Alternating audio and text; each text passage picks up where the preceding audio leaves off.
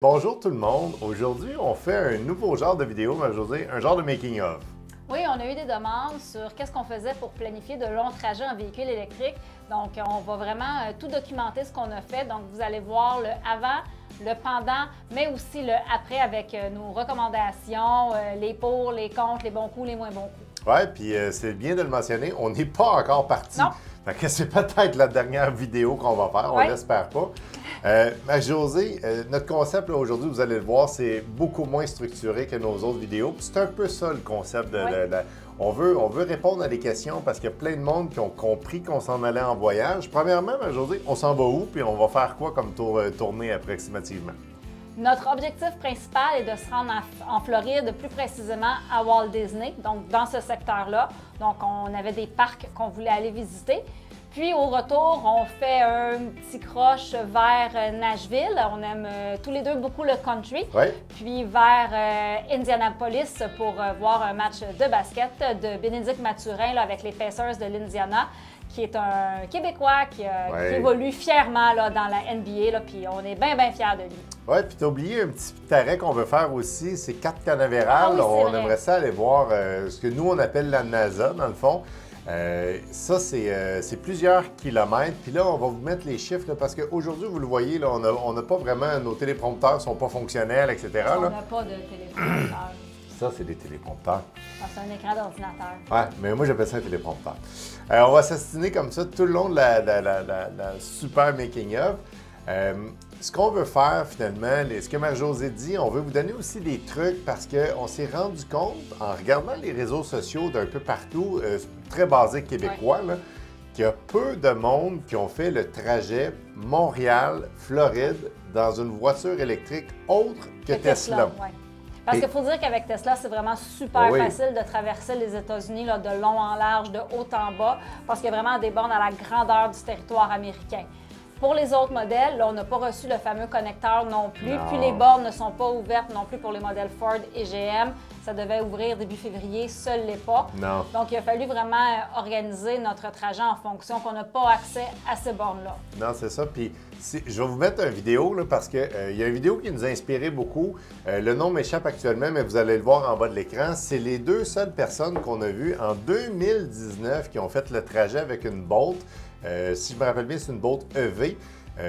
Allez voir la vidéo, elle est super bonne et on s'est inspiré de ça pour essayer de faire un trajet similaire. Je ne veux pas dire les mêmes erreurs parce qu'il n'y a pas eu d'erreur, mais ils ont eu des petites frousses et j'espère que nous, on n'aura pas de frousses à ce niveau-là. Mais dans un voyage, Marie-Josée, tout peut arriver, là. Ça, c'est définitif. Oui, puis pour la planification du trajet, on s'est basé un peu de ce qu'on avait vu sur Internet, justement, de ceux qui ont fait le trajet jusqu'en Floride, mais aussi de notre propre expérience quand on est allé en Côte-Nord.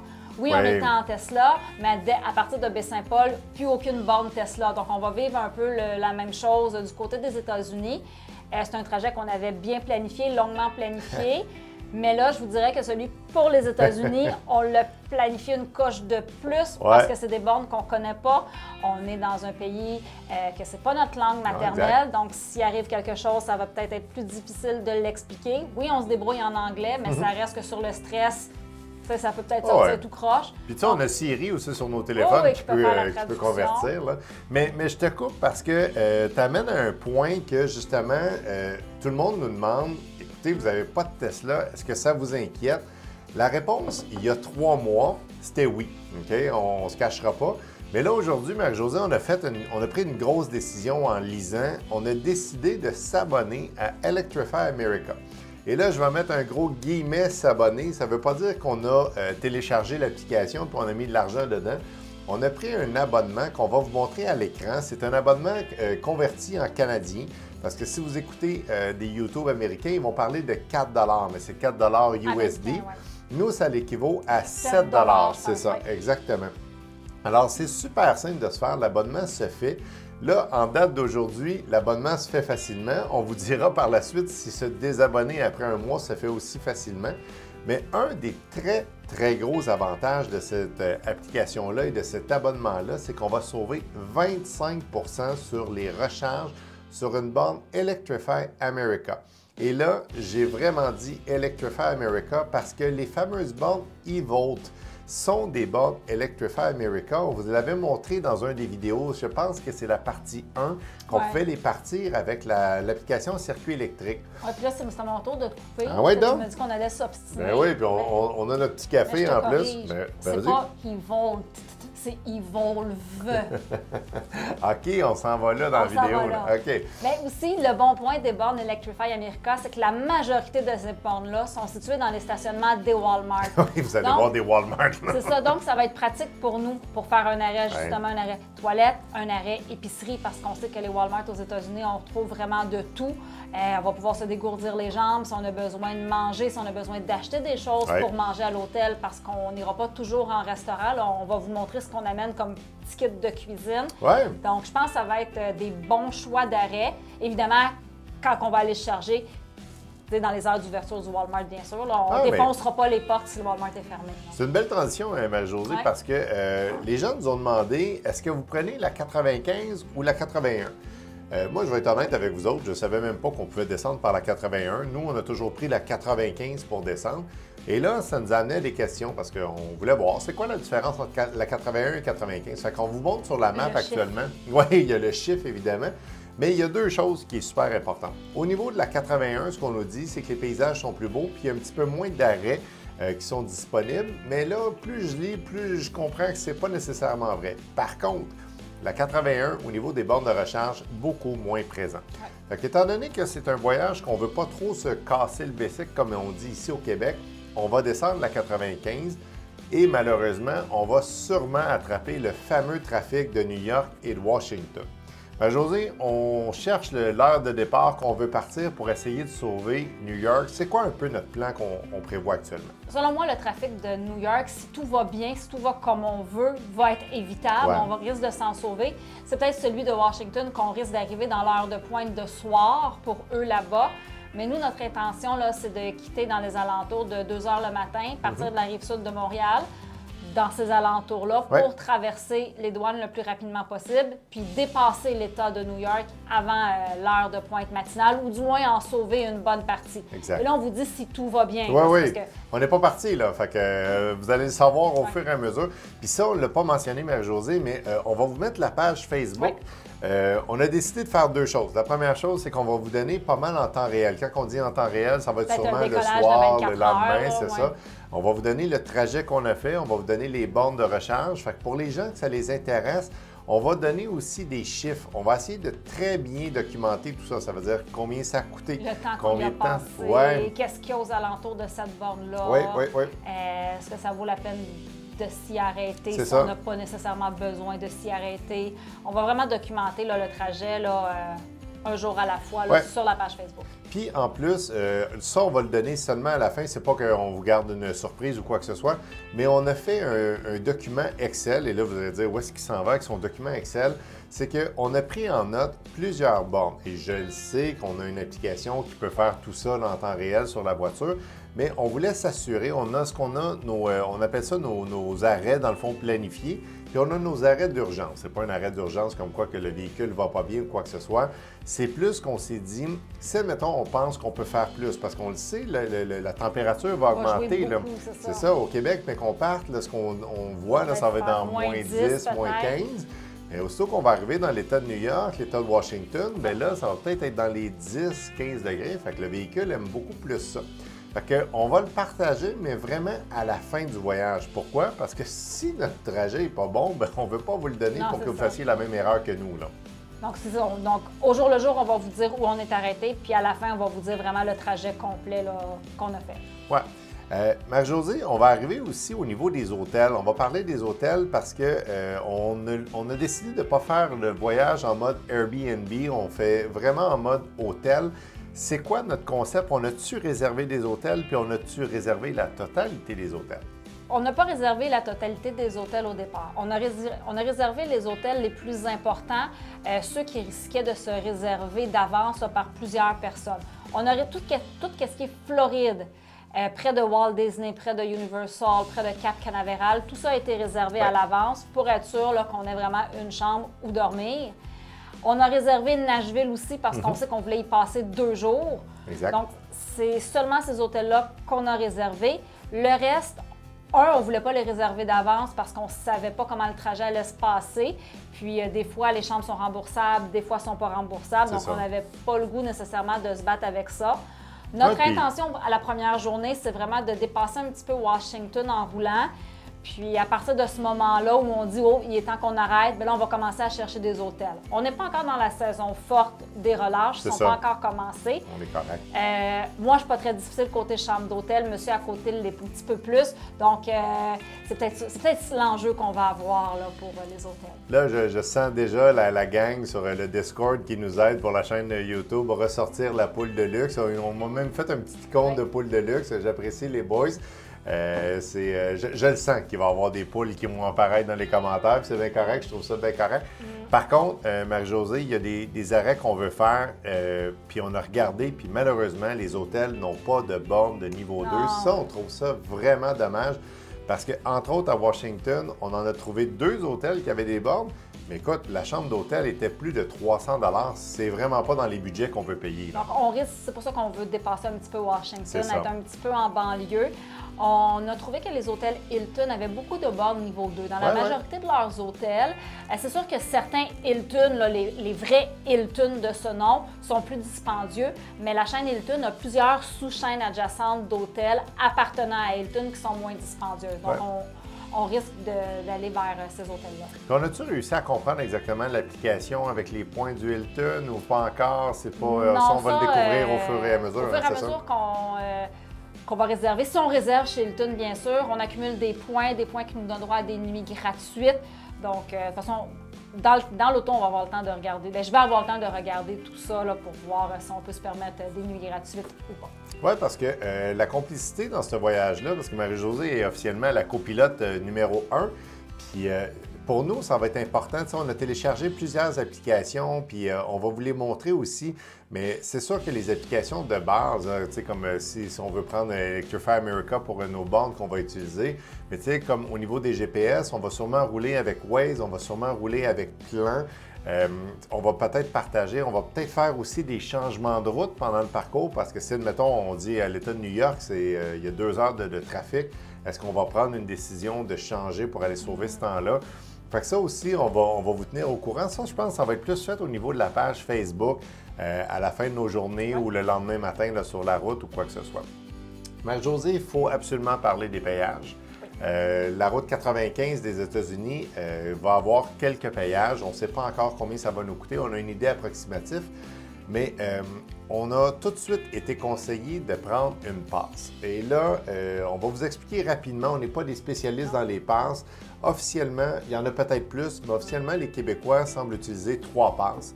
On va vous donner tout de suite la passe que nous, on a décidé de choisir. Là, on a choisi la Unipass. Qui est une passe. Dans le fond, vous le voyez, là, il y a des suces à l'arrière, des ventouses qu'on va mettre à la fenêtre. Je vais vous expliquer par après pourquoi on a choisi cette passe-là, mais il y a aussi la Easy Pass qui, elle, semble fonctionner d'une façon un petit peu différente, et la Sun Pass, qui est une passe qui est très, très utilisée pour les snowbirds.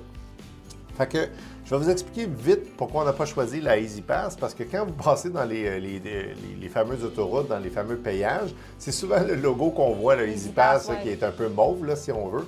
Mais ce qu'on s'est rendu compte, c'est qu'elle fonctionne beaucoup par État. Ça veut dire qu'il aurait fallu peut-être avoir une passe pour l'État de New York, une passe pour l'État de la Floride, puis une passe au niveau, quand on s'en va au niveau de Nashville. On trouvait ça un petit peu trop intense d'avoir 3 passes, là, parce que quand même, il faut faire l'achat de ces passes-là. Elles ne sont pas hyper dispendieuses. On parle entre 15 et 40 $, tout dépendant des sites.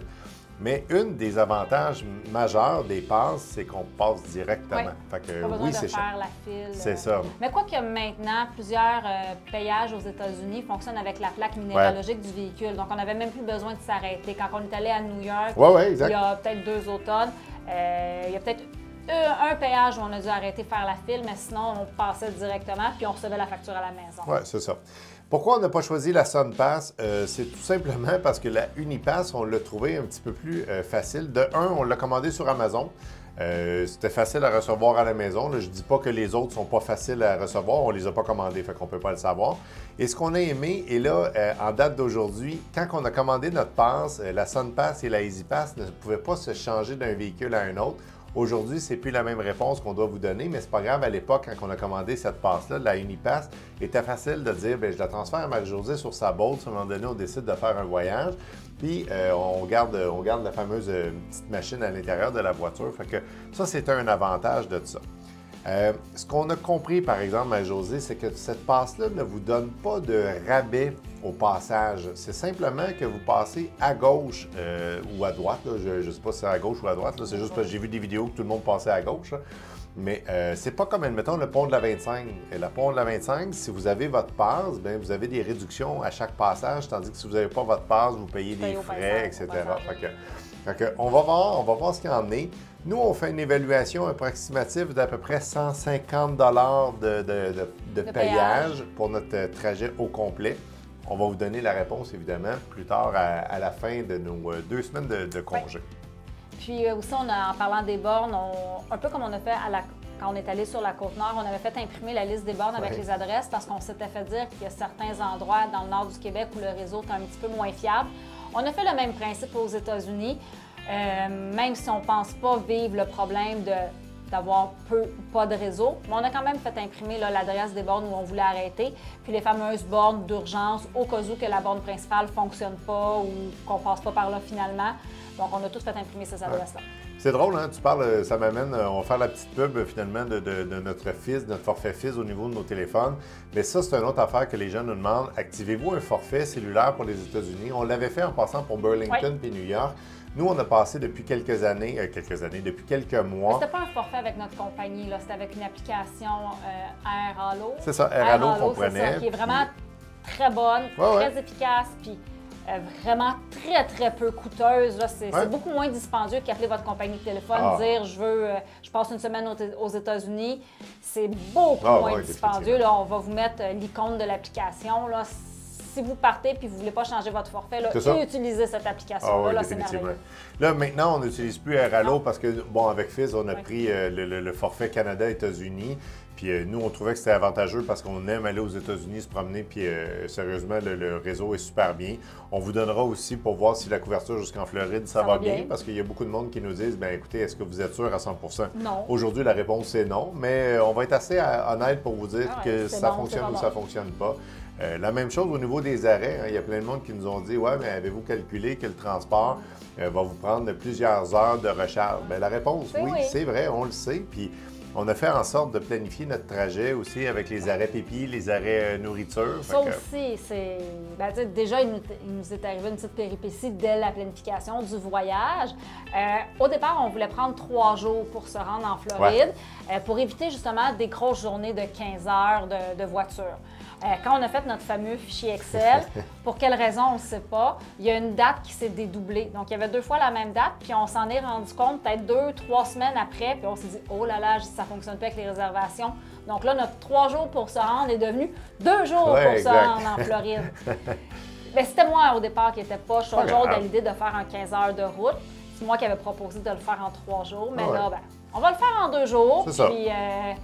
ça va faire, 2 très longues journées, mais je me dis de l'autre côté, le retour va être beaucoup plus calme. Ça ne sera pas des journées de 15 heures parce pas qu'on n'est pas pressé pour revenir, on a une date qu'il faut revenir, mais on a quand même un petit jeu qu'on peut se permettre. Donc, on a un 2 jours supplémentaires au cas où que, ou si on décide d'arrêter de visiter autre chose qu'on trouve beau. Donc, c'est ça, on s'est gardé une porte de sortie là, parce qu'on ne reviendra pas Est-ce qu'on ne devrait pas revenir par la même place? Est-ce qu'on va revenir par Niagara? Est-ce qu'on va revenir au niveau de Buffalo, Niagara Falls?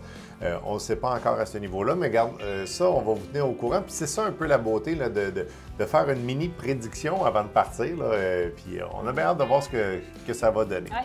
Josée, on a parlé vite tantôt des hôtels. Il y a une façon qu'on peut économiser avec les hôtels. Puis là, on ne s'avance pas de dire quelle carte de points est meilleure qu'une autre. C'est pas ça du tout. Là. On s'en va pas là. Mais par contre, nous, on avait quelques Air Miles qu'on s'est rendu compte qu'on pouvait utiliser pour la réservation de chambres d'hôtel. Oui, puis la réservation aussi de certains accès là, pour les parcs qu'on veut aller visiter. Donc, on a vraiment profité de ces 1000-là Air Miles pour réserver...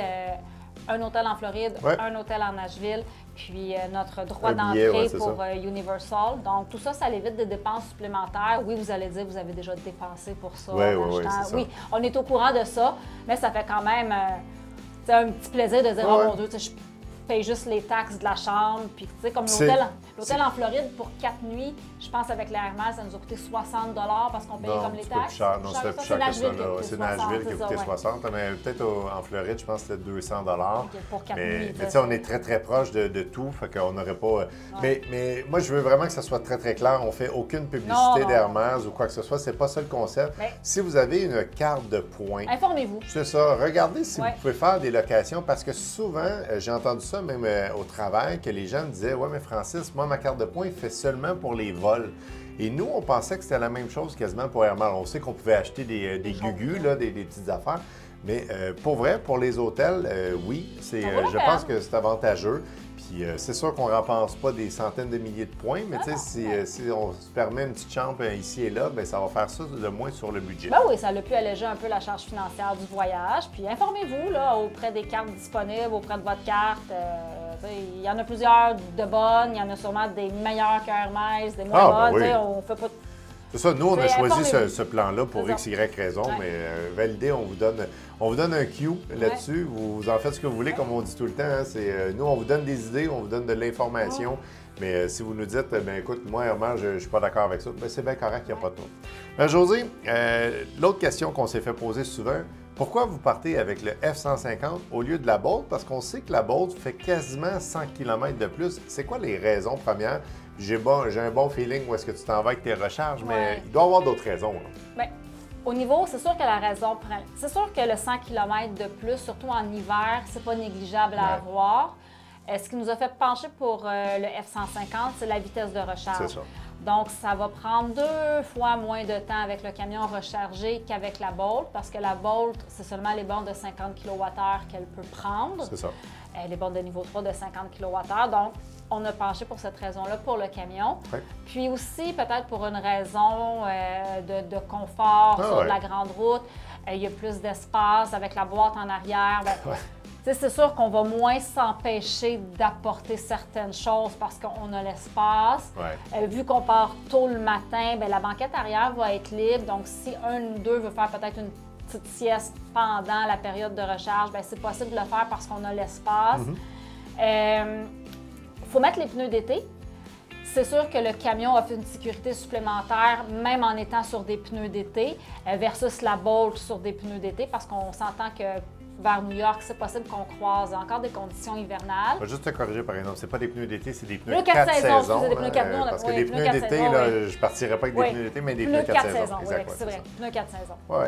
Tu sais, tu as bien mentionné l'espace, parce qu'on a regardé, là, on est à quelques jours de partir. Puis on commence à regarder la température. Plus qu'on va descendre vers Orlando, vers la Floride, évidemment, il va faire plus chaud. Mais là, on se rend compte que quand on va revenir par Nashville, bien, à un moment donné, on va avoir une section qui va être plus froide. Fait qu'il faut amener vraiment du linge pour tout. T'sais, on va avoir autant des shorts que des gros chandails, puis peut-être même, bien, pas peut-être même, on va avoir nos manteaux d'hiver. On va un manteau d'hiver, c'est ça. Fait que je pense que le camion, pour ça, on est en train de se préparer une valise qui va avoir du stock beaucoup, beaucoup plus chaud, que peut-être qu'on n'aura pas besoin d'utiliser. En tout cas, on espère qu'on n'aura pas besoin de l'utiliser. Mais tu sais, il va falloir amener du stock aussi pour la pluie, parce qu'on va sûrement frapper des journées de pluie là-bas. Fait que tout ça là, fait en sorte qu'on a choisi ça. Puis on a fait un calcul mathématique aussi parce qu'on s'est dit, est-ce que ça vaut vraiment la peine, la fameuse recharge de la Bolt? Mais après la 3e recharge, on a pris de l'avance incroyable avec le F-150. Fait que notre choix s'est arrêté là puis ça n'a vraiment pas été compliqué de faire notre choix. José, une des questions, je pense, qui nous revient à chaque fois qu'on en parle, est-ce que ça vous stresse, ce voyage-là? Est-ce que c'est plus stressant que la Côte-Nord? C'est quoi? Comment on se sent à ce niveau-là? Je dirais que c'est plus stressant que la Côte-Nord parce qu'on va se retrouver dans un autre pays où vous allez me dire les États-Unis, là, c'est quand même très civilisé comme nous, là, c'est très semblable. Mais c'est plus stressant parce que c'est des bornes qu'on ne connaît pas tout le temps, tandis qu'au Québec, il y a les bornes de circuit électrique, il y a les bornes flow. C'est pas mal ceux-là qu'on retrouve partout. Tandis qu'aux États-Unis, monsieur, madame, tout le monde peut se partir une compagnie de bornes de recharge. Donc, tu te retrouves avec des centaines de modèles de bornes de recharge, des centaines d'applications à télécharger. Donc, ce côté-là était plus stressant. On le sait qu'aux États-Unis, l'électrification est un petit peu moins développée au niveau des bornes de recharge versus au Québec. Puis il y a aussi le concept, on l'a vécu à Burlington, les applications ne mentionnaient pas que les bornes étaient défectueuses. Mettons, il y avait 5 bornes ou 6 bornes. Il y a une fois, entre autres, à un des Walmart, justement, il a fallu essayer 3 bornes avant que ça fonctionne, puis il y en avait juste 4. Là, tu te dis, OK, là, c'est moins le fun. Fait que ça, je pense que ça rajoute un stress. Puis c'est pour ça qu'on est prêt. Puis je pense que si vous faites un voyage comme ça, je vous le conseille fortement. Le secret, c'est la préparation. C'est mieux d'être trop préparé que pas assez. C'est ça. D'être prêt à n'importe quelle éventualité qui peut arriver. Ouais. Quand on est allé la première fois à Burlington, je vous dirais qu'on n'a pas tant apprécié l'expérience en véhicule électrique. Mais quand on y est retourné durant l'été à New York, là, ça a été le jour et la nuit. Ça s'est super bien passé. Il n'y a pas eu de problème. On avait fait nos devoirs aussi. Là, on avait lu. Là, la première fois à Burlington, on est quasiment allé en disant on verra ce qui va arriver. Là. Quelle erreur. C'est ça. Puis aller à New York, c'est pas tant loin d'ici, mais ça nous a rassuré un peu. On sait qu'on peut se rendre à New York facilement en véhicule électrique. Là, après, on va y aller étape par étape. De New York, c'est facile à se rendre là. Puis on sait que se rendre en Floride, ça va être relativement, je veux pas dire facile, mais ça va être simple. Parce qu'on sait que d'ici à la Floride, il y a des bornes de recharge suffisamment. Ça, on n'est pas inquiet. Exact. C'est plus quand on va se diriger vers le côté de Nashville, Indianapolis, que là, c'est un petit peu moins développé encore. C'est plus ce petit bout-là qui va être plus inquiétant. Oui, c'est ça. Il y a un secteur, on va vous le montrer sur la map. C'est très drôle. Quand on regarde la map, on dit « Oh mon Dieu, il y a plusieurs bornes », mais c'est toutes des bornes de niveau 2. Fait que vous le savez, un véhicule électrique, c'est pratique du niveau 2, mais quand tu as une journée de route, c'est ça, quand tu as ta journée de route de planifier, tu ne veux pas nécessairement arrêter 4-5 heures, puis le camion, c'est peut-être plus 8 heures. Fait que ça briserait notre journée de route. Fait que, mais c'est pas grave, là, ça, à ce niveau. On a trouvé des bornes partout. Maintenant, on va voir si on a une bonne étoile qui va nous dire que... Pas une bonne étoile qui va nous dire si ça fonctionne, mais si toutes les bornes vont être disponibles et fonctionnelles. Je peux vous donner un petit truc aussi. On s'est assuré parce que, entre autres, je trouve que l'application Electrify America, sur certaines choses, il n'y a pas de photos des bornes. Je sais que ça s'en vient. J'ai vu qu'il y a une nouvelle mise à jour qui s'en vient. Fait que des fois, quand on n'était pas sûr, on prenait Google Maps avec le Street View, puis on allait voir. Puis je vais vous faire une petite démonstration. Là. Ça vaut la peine des fois de se dire « Ah, OK, il y a 3 bornes » parce que beaucoup de bornes sur Electrify America disaient « Bien, il y a 4 bornes », puis des fois, on se rendait compte qu'en ligne, il y en a 8, ou à l'inverse, il y a 2 fois que c'est arrivé qu'il y en avait juste 2. Fait que là, on s'est dit, ça veut-tu dire qu'il y en a d'autres de cachés? Ça se peut-tu que Google Street Map n'a pas passé aussi? Parce que vous voyez les dates en haut, là, des fois, ce n'est pas les dernières mises à jour. Donc, moi, je vous conseille de peut-être faire cette double validation-là aussi avant de partir. Oui. Pour ceux qui nous connaissent un petit peu plus, on a toujours un plan B, un plan C, peut-être même un plan Z. Oui, c'est ça. Là, vous allez me dire, mais voyons donc, c'est quoi cette affaire-là? Marie-Josée, c'est quoi notre plan B? Puis je vous le dis, c'est vraiment un plan B s'il arrive quelque chose. En premier, le plan A, c'est de se rendre en auto, de revenir en auto, d'être en vie, puis que le camion se soit bien rechargé, puis qu'on ait eu un super voyage, pas de problème de borne, ou peut-être quelques-uns, mais pas de problème majeur. Ça, c'est le plan A. Ouais. Le plan B, vous connaissez peut-être Amtrak, qui est une compagnie ferroviaire de train, un peu le principe de train de banlieue. Puis ce train-là part de New York, se rend jusqu'en Floride et en plus de transporter des passagers, peut transporter le véhicule des passagers. Donc, s'il nous arrive quelque chose, on ne le souhaite pas, bien, on peut prendre ce train-là, le véhicule va pouvoir être dans le train et va nous déposer à New York, qui est quand même tout près, plus près de chez nous. Donc, bien sûr, il y a un coût pour le passager, il y a un coût pour le véhicule.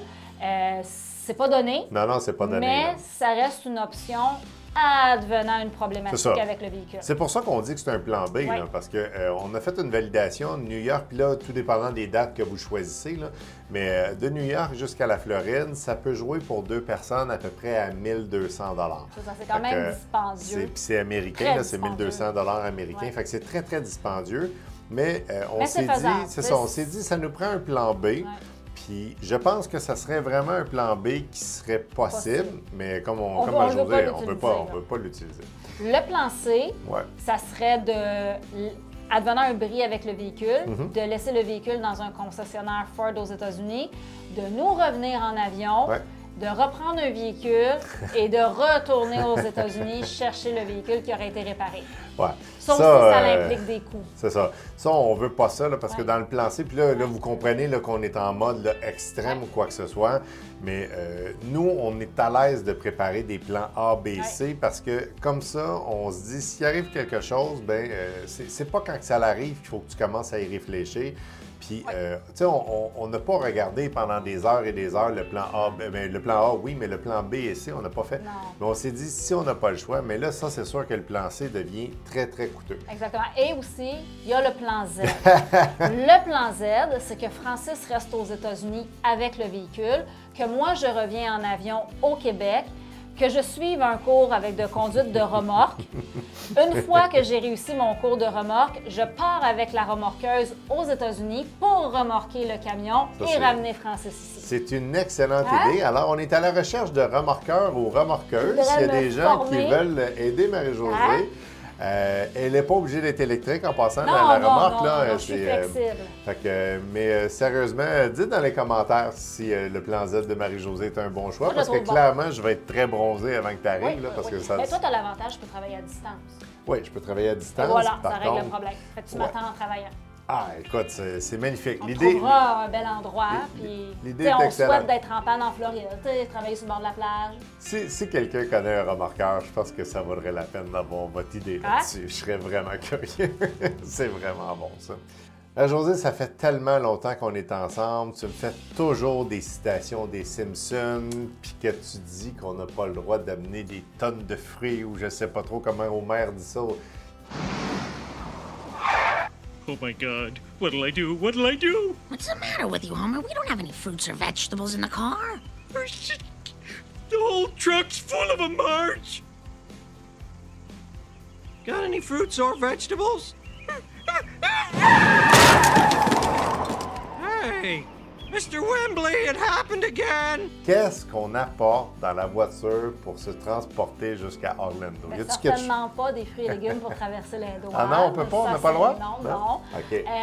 On va amener une glacière de moyen format, je vous dirais, avec quelques breuvages là, pour la première journée, des collations aussi, mais on ne veut pas non plus amener trop de nourriture parce que, comme on vous l'a dit, nos arrêts risquent d'être dans les Walmart. Donc, on va acheter au fur et à mesure ce qu'on a besoin, justement pour ne pas traîner à partir du Québec une glacière hyper lourde avec des choses qu'on va finir peut-être par jeter. C'est ça, on ne veut pas faire ça. Donc, on va vraiment traîner le strict minimum de breuvage, nourriture, collation pour la première journée.